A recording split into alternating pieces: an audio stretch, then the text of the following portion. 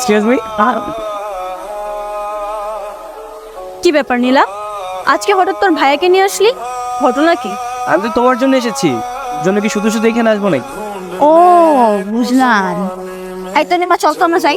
এই তুই নাম ধরে ডাকছিস কেন? ওকে ভাবি বলে ডাকবি, আজকে থেকে ও তোর ভাবি। কে কার ভাবি?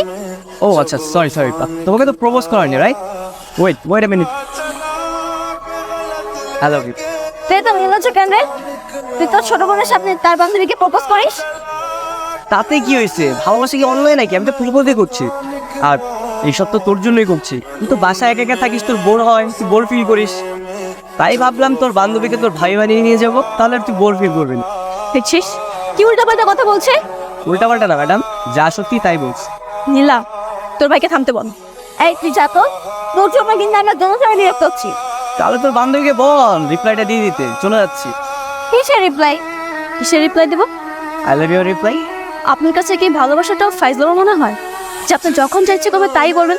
না।